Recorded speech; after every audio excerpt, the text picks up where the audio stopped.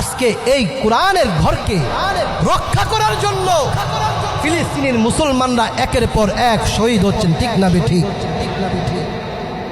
আরে আজকে তো মুসলমানদের কাবা যেমন হৃদয়ের স্পন্দন, তেমনি ভাবে মসজিদুল আকসা মুসলমানদের স্পন্দন। আজকে হামাস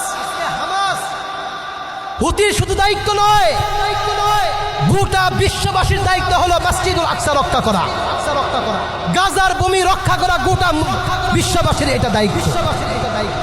কেননা এই মসজিদের মধ্যে সমস্ত পয়গম্বর, সমস্ত নবী রাসূল এখানে মুক্তাদি ছিলেন, আর আমার নবী এখানে 2 রাকাত নামাজের ইমামতি করেছেন। শুধু তাই নয়, আল্লাহ রসুল যখন মিরাজে গেছেন আর মিরাজের কথা যখন কাফেরদের সামনে বর্ণনা করতেছিলেন, কাফেররা বলতেছিলেন, ও নবী, 1 রাতের মাঝে মসজিদুল হারাম থেকে মসজিদুল আকসা আবার আরশে আজিম, এটা কোনোভাবেই সম্ভব না। আচ্ছা আপনি একটু বলেন তো, আপনি যদি মসজিদুল আকসা যায় থাকেন তাহলে বলেন তো এর দরজা কয়টা, এর জানালা কয়টা? আপনারা বলেন, নবী কি দরজা আর জানালা গুনতে গিয়েছিল? নবী দরজা আর জানালা গুনতে যায় নাই। নবী যখন এই কথা বলল নবীকে, তখন আল্লাহ তাআলা নবীর সামনে মসজিদুল আকসার দরজাগুলো একের পর এক সামনে এনে দিয়েছেন, জানালাগুলো একের পর এক সামনে এনে দিয়েছেন। আল্লাহ নবী দেখে দেখে দরজা আর জানালার বর্ণনা দিয়েছেন, বলেন সুবহানাল্লাহ। এই মসজিদুল আকসা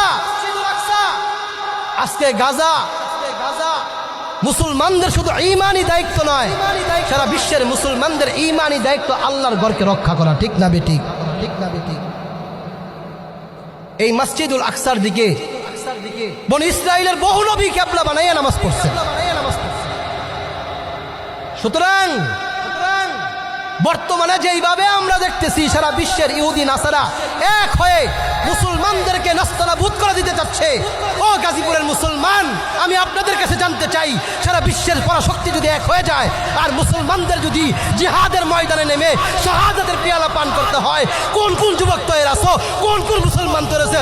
আল্লাহকে হাত তুলে দেখাও, আল্লাহকে হাত তুলে দেখাও। জিহাদের ওই ময়দানেতে যেতে তোমাকে হবে, প্রয়োজনে সব রক্তটুকু জমিনেই ঢেলে দিবে, ঠিক কিনা? জিহাদের ওই ময়দানেতে যেতে তোমাকে হবে, প্রয়োজনে সব রক্তটুকু জমিনেই ঢেলে দিবে। বিপ্লব মানে জীবন দেয়া বসে থাকা নয়, সে কোনদিন আসবে না রে করহ যদি ভয়। বিপ্লব মানে জীবন দেয়া বসে থাকা নয়, সে কোনদিন আসবে না রে করহ যদি ভয়। তু মর্দে মুসলমান হে, তু মর্দে মুসলমান, तू मर्द मुसलमान है, तू मर्द मुसलमान।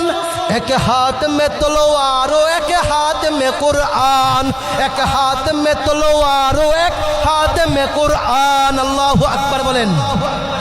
সুতরাং আমরা দেখি যে গাজার ফিলিস্তিনের মুসলমানরা শহীদ হওয়ার পরে তাদেরকে মিষ্টি বিতরণ করতে